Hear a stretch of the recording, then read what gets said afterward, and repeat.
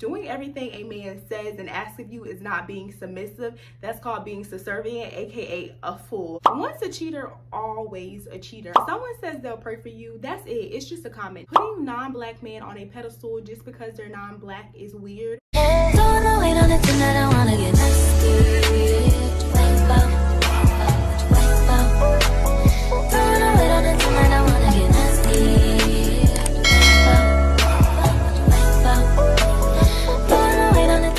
The video, your girl is back again with another unpopular opinions. If you're new to my channel, hey girl, hey. And if you're a new subscriber, I don't even gotta say nothing because you know what's up, I know what's up, we know what's up, and that's on what? That's on period. And Mary had a little lamb. So as y'all can see by the title of the video, today I'm gonna be popping my stuff. I'm gonna be talking a little smack in this video and giving y'all my personal unpopular opinions.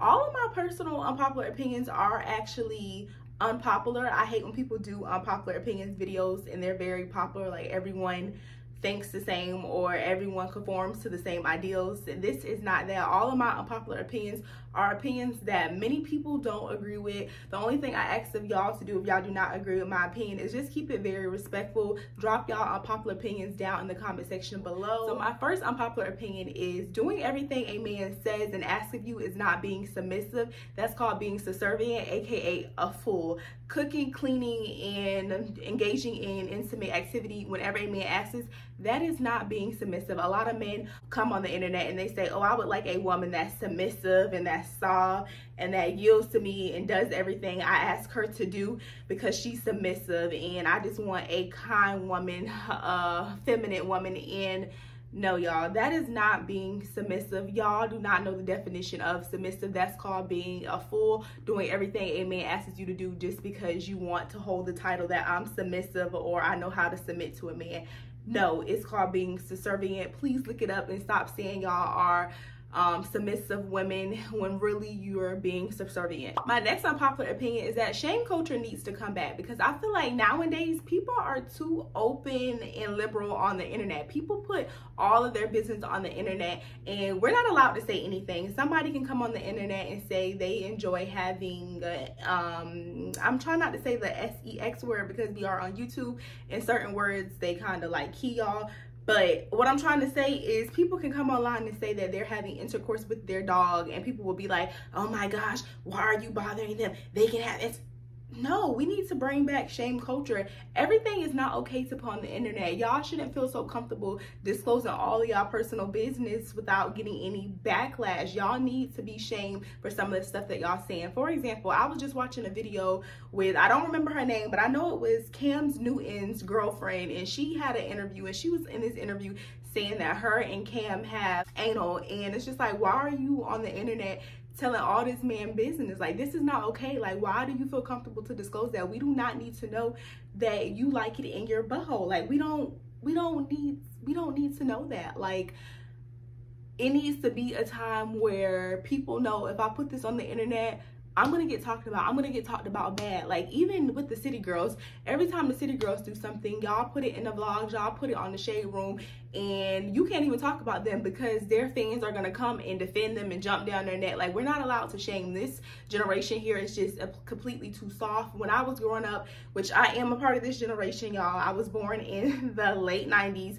but I just feel like in 2010 and 2012, when I was growing up, we knew not to put certain things on the internet because people was gonna talk about us bad. Like, they were really gonna talk about us. Now, if you put anything on the internet, it's gatekeeping and oh no, not like, no. Bring back shame culture. People deserve to be shamed when they disclose personal things on the internet. Most relationship channels that engage in pranks, they're fake. How you get cheated on every other week and you don't think that you're getting cheated on? Like, nothing crosses your mind to say, oh, maybe there's a camera here because you know you're getting pranked every other week.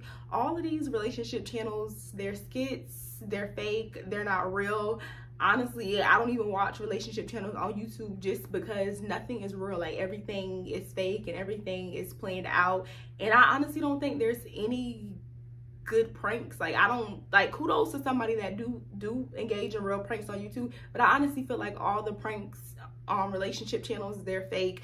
And she know that she didn't get cheated on this week, next week, that week. Like, I don't know, if I had a relationship channel, after like the second or the third prank, anytime something bizarre happens or crazy or unorthodox, I would be looking around like, where's the camera? Where's the camera? As soon as I spot the camera, I would know it's a prank. Like, the prank would be over in like 2 seconds. Like, how are y'all getting pranked every other week, but y'all don't think that it's a prank? If it doesn't kill you, it makes you stronger is a crazy and toxic mantra. Like, who came up with that? Like, you're basically saying it's okay to experience near-death experiences because it makes you more resilient, or it prepares you for the future, or it propels you for the future.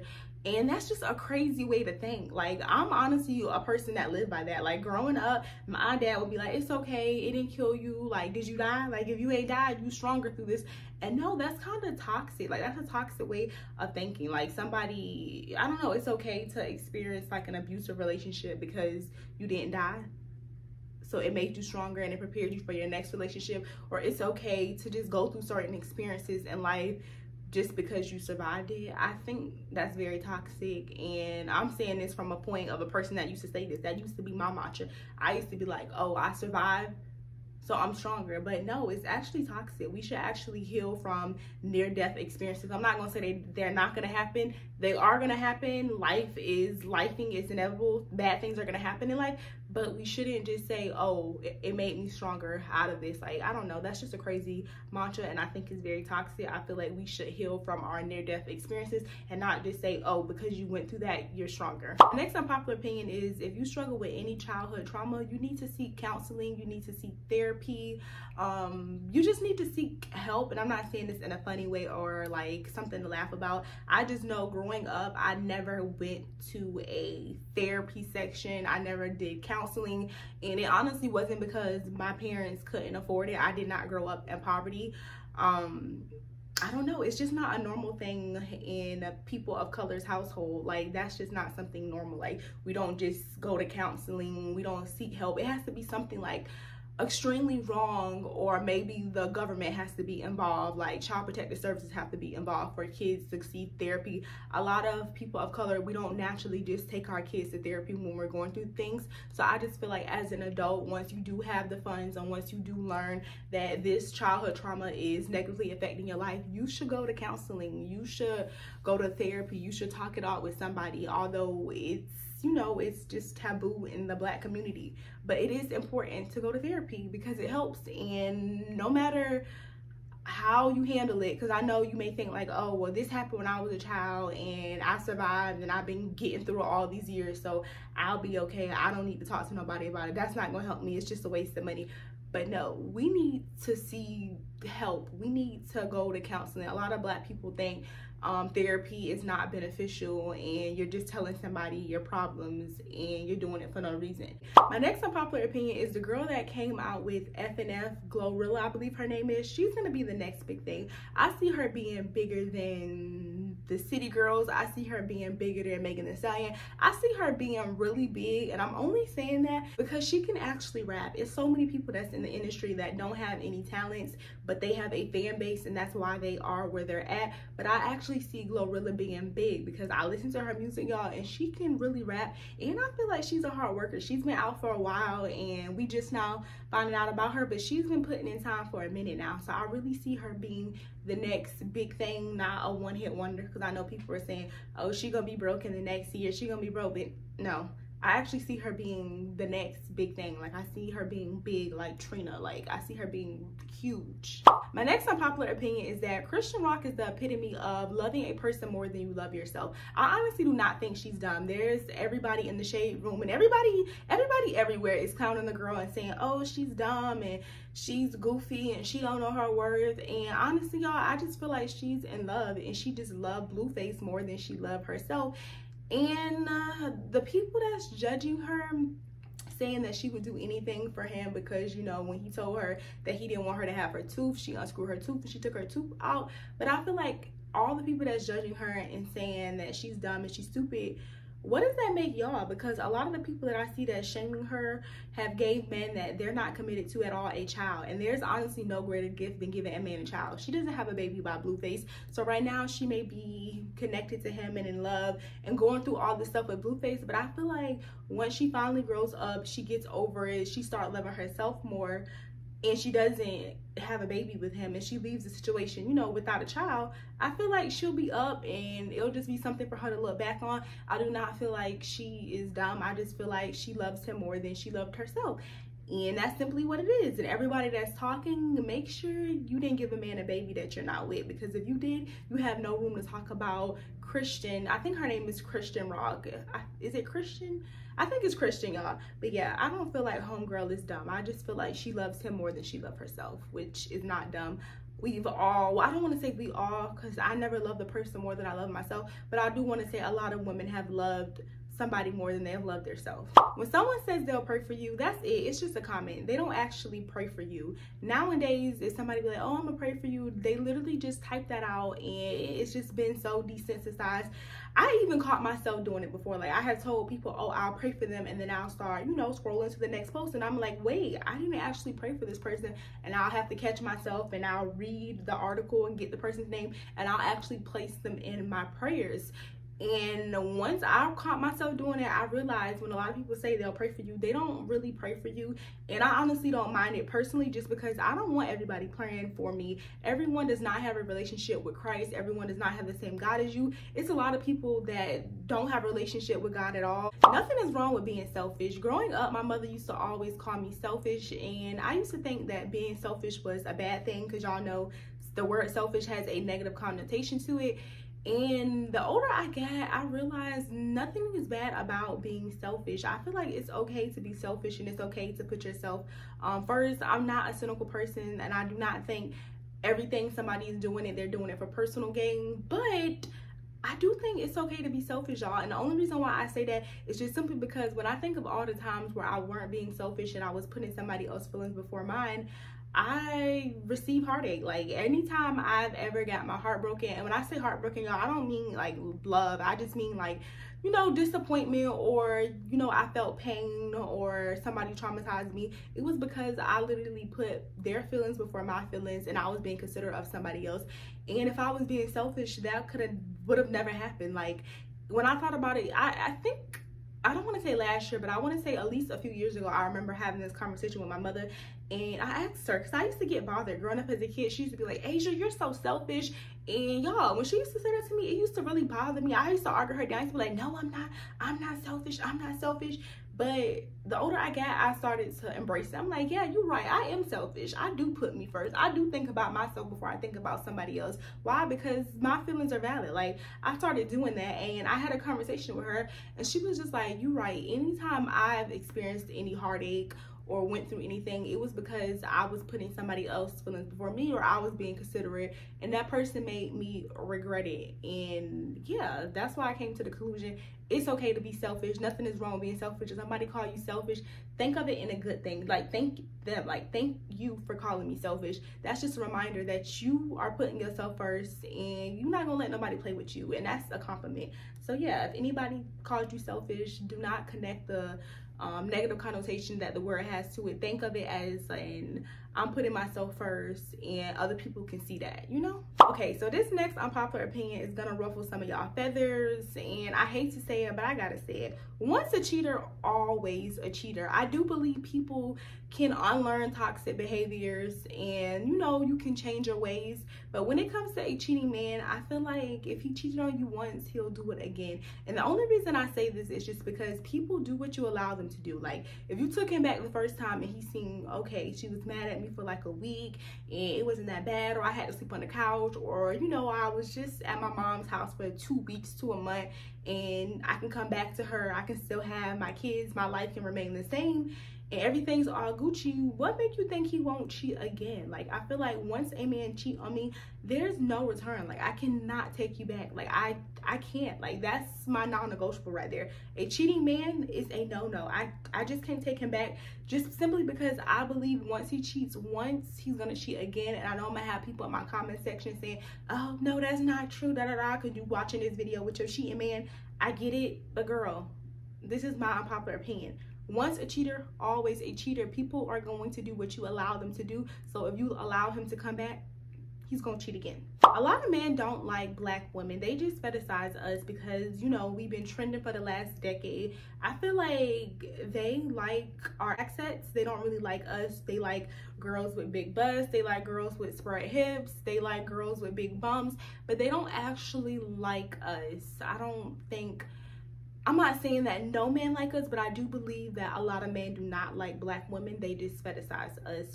Yeah, that's why it makes so much sense when a black woman does something and then a woman of another race does the same exact thing. They won't praise the black woman for doing it, but they'll give all the praise and recognition to the non-black person just because they don't like us. They don't appreciate us. Like, they like what we offer, but they don't actually like us. Like, that's why it's okay for women of other races to go and get, you know, the BBLs and the lip injections and whatever else that black women have naturally. They go and get these things, and when they get these things, they praise these things. Like, when a man sees a thick white girl, because traditionally white women are not thicker, usually black women are like naturally, you know, thick.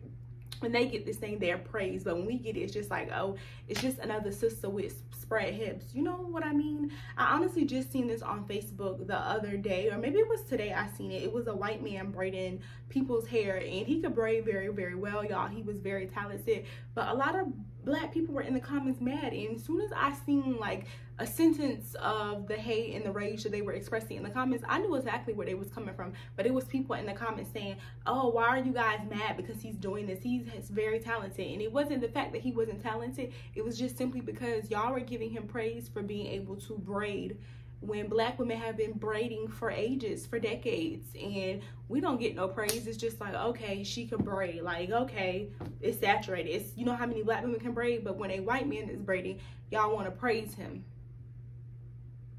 I do want to say him being a man is a factor. I do not want to be biased, but it's also just because people do not like black women for whatever reason. The last unpopular opinion is putting non-black men on a pedestal just because they're non-black is weird.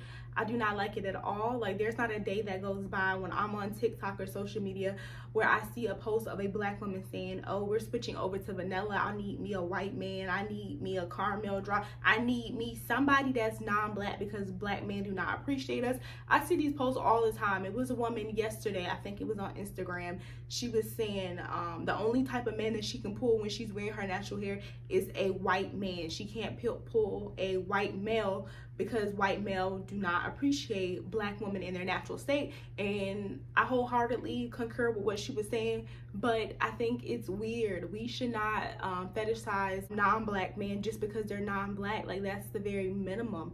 That's how you end up in a toxic situation. Like, I actually have a really close friend of mine. She only dates white men, and it's because that's her preference. She's not a colorist or whatever y'all want to call it. It's simply because that's who she's attracted to. That's who she grew up around. So she only dates white men. And a lot of these white men that she dates, they treat her like crap. They treat her really, really bad and disgusting. And I have never, nor will I ever tell her, hey, stop dating white men. You should try black men, or you should try this race of man because this race treats you like smack. This race treats you like shit. I would never tell her that, just simply because I know that it's not their color. It's their character.